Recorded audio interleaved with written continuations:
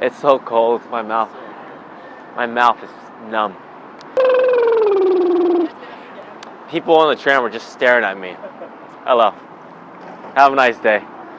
How's it going? Jesse here in Budapest, Hungary, with one of my best buddies, Mr. Alex Walton, who lives in Budapest. Yeah.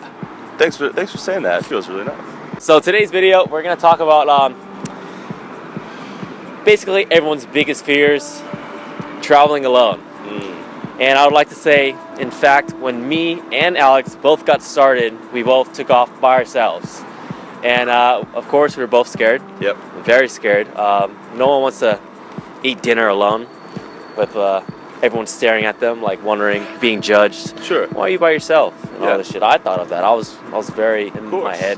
Me too, man. Oh, that's a terrible yeah, fear. It's not a good feeling. No, that's for sure. And so basically, for me, I took off by myself, Sweden, and while I was there, I was making a plan to leave because my visa was about to expire in like a month or so, and my trip was going to Thailand for like an entrepreneur meetup.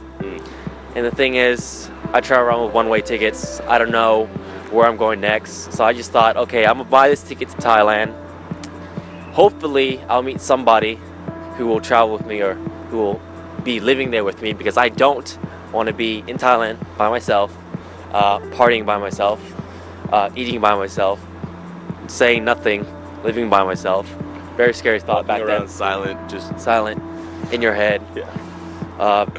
Seeing everyone having fun. Exactly, with friends around, wishing you had friends to be with on the road. That's so scary. Imagining that on the road when you first started. Because we are both a part of this entrepreneur group, I put up this like thread saying, does anyone want to live in Thailand for a month? And there are a few people that messaged, that posted in the thread. Alex was one of them, and he said that he was down. So I'm like, okay, let's see if he's really down. So I messaged him, said, hey dude, are you really like interested in moving into Thailand for like a month and see where it goes from there? And yeah, Alex was definitely interested. He was skeptical. Yeah, what were you thinking? I'll be honest, well, you were kind of in the same position, like you burn the boats to go out and travel. For me, it was the same. Like I quit the job. My parents were not, as you know, kind of not so supportive of my decision to leave the comfortable job for this very unknown thing. So I already kind of felt like nervous because no one was really on my team except for these unknown group of people, entrepreneurs, Jesse being one of them, who were also out there, but I didn't know them. So I was nervous, but I also kind of felt like we were talking about yesterday that I was more nervous not to, because that was the only option that I saw of having that cool travel lifestyle.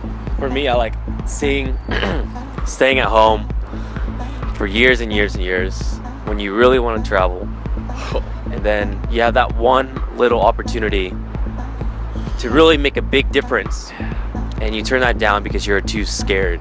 I actually have a pretty similar experience to you. When I first took off, when I was deciding if I should take off overseas, I was really scared of traveling alone, but the thought of being in the same position where I was at that moment, which was living in the middle of the desert by myself, just no friends, out of shape, no social life, socially awkward, living with my uncle, because I had bad relationships with my family at the time because they did not approve of this lifestyle choice of mine.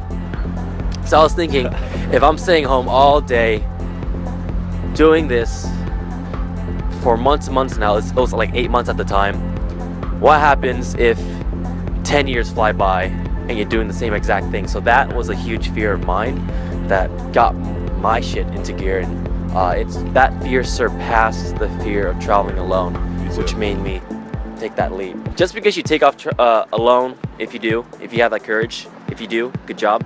Not many people do it. The thing is, you're not always going to be by yourself. You're going to meet other people who are traveling alone, because think about it. You want to have friends while you're overseas. People who travel alone want the same thing. So that's what me and him linked up. We lived together in Thailand for like a month and a half. went like on a little trip to Malaysia, and then we parted ways. I went to Vietnam. You went to Hong Kong, right? Correct. Hong Kong, and meet you with your other friend, and then next thing you know, I think it was later that year, I met you in Vegas. Or San Francisco first? No. Vegas first? My birthday. No, you're right. Vegas. Right. When You're right. I just got done with like a road trip. If you Vegas. want to hear more about that road trip, click the video above. I don't know which side. Is it here I think or it there? might be above my head in the All right, corner. cool. I'll Check put, that if link out. anything, I'll put it exactly above your head. So you can watch that video talking about the road trip. And when I went to Vegas, I linked up with him. Got to catch up. We haven't seen each other since Thailand. Next thing you know, I think that summer you told me that you wanted to go out to Europe, but I just done a road trip because the U.S. road trip. The U.S. Yeah. road trip with my friend Tyler, shout out. And I wanted to take off again to come visit you and see meet all the homies over here. I think you were in Budapest at the time, living here. And you said, just take a one-way ticket. And I was like, all right. You convinced me. I think it was like a 45-minute Skype call, and you just kind of laid out all the reasons. Yep. So I did, and I'm still here, 19 months later.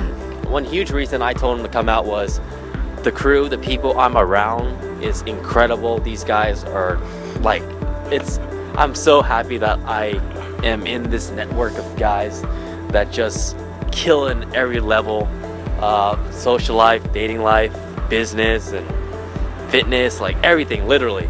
So I told him to come out for that main reason, and you did. And then he fell in love with the city, and he's been like here for I don't know how long. It must have been like 8 months out of the last 18 or something. Yeah. So he just got his resident. I can't say that. My temporary residency. Yeah. My Huge permit. one. I can legally be here, and I'm no longer like a like an Little alien nomad. invader. Yeah. Immigrant, going around everywhere, similar to me. I have my own ID card and everything. Yeah. Just because you're traveling alone, you're not always going to be alone. Like, you have people to link up with. So, for example, when I was in Barcelona, yes, I did travel alone there, but because I'm traveling, meeting so many people from around the world, they live in all different cities, I can just hit them up. Get them on Facebook, build a relationship. They invite me out to their city. They offer me a place to stay. Then I take it, and I just take a trip over to Barcelona and hang out with them. And if we have any other trips we want to take, we just hit other solo travelers up, or any of our friends all over Europe and US, like everywhere, really. I mean, it really took one. I would say it took one trip to meet like the initial network that we needed to grow it, and it just kept growing exponentially. That one trip to Thailand for me introduced me to you. I mean, just you alone, not let alone the other guys we met in Thailand. You've introduced me to like the people I've met here, who've introduced me to people all over. Yep. I mean, we were talking about how many countries we've been to the other day. Yeah. I've been to like 20, so you've been to like almost 30. 28. 28. countries, I Yeah, I think I'm like 21 maybe. But if we talk about the amount of countries that we have friends in that we could stay with or party with or go visit or something, that's a lot. And how valuable is that, man? Like, one of the biggest expenses of traveling is staying somewhere. Yep. One of the biggest, like buying a tour, a package or tour guide. Yeah, well, but what's better when you have someone who lives in the city who will show you all the local things, and you don't have to pay like these overpriced tourist things. And you can stay with them, and they're cool, and they're your friends. Yeah. And then they introduce their friends who live maybe in the city or maybe in other countries, and then now you can stay with them too. And the networking is just crazy. Let's say, for example, people who come out to Europe during the summertime, when they have that break, or some like college students take a leap year, high school graduates take a gap year. Are you familiar with that term? Yeah, gap year. Yeah. I never heard about that. Like Tom Norman just told me that. Really? Like, in Barcelona. You never heard of that one? No.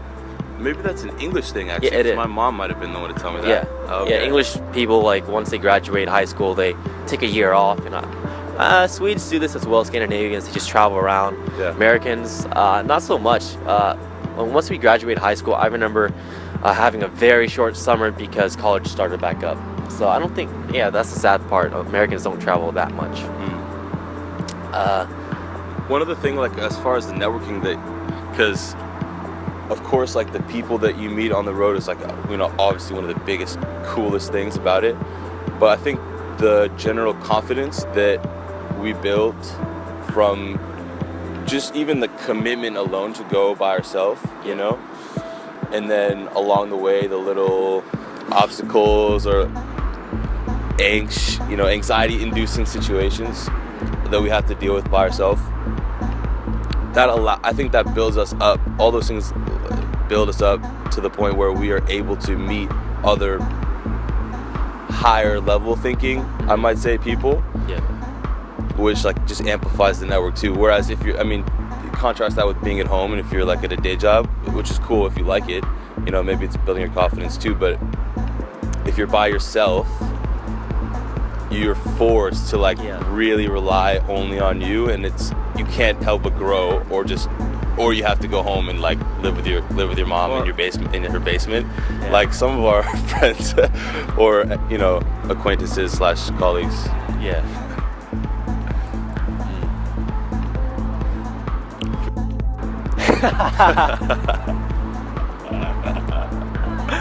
Oh, that was so good. All right, so basically, just because you travel alone or you're there for a certain period doesn't mean you're going to be alone the entire time.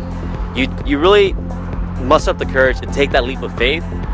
The world literally opens up to you. Your access, your network, like just explodes incredibly. One quick tip: if you're gonna travel alone, just travel somewhere and go to a hostel. Hostels have people from around the world. Make friends. They create like group activities where you can like really get to know each other, add each other on Facebook, create that relationship, and next thing you know, your network just blew up a little bit. And now you keep on doing that. You keep on doing that. Now you hang out with your friends, and then they introduce you to their friends, and it just literally blows up.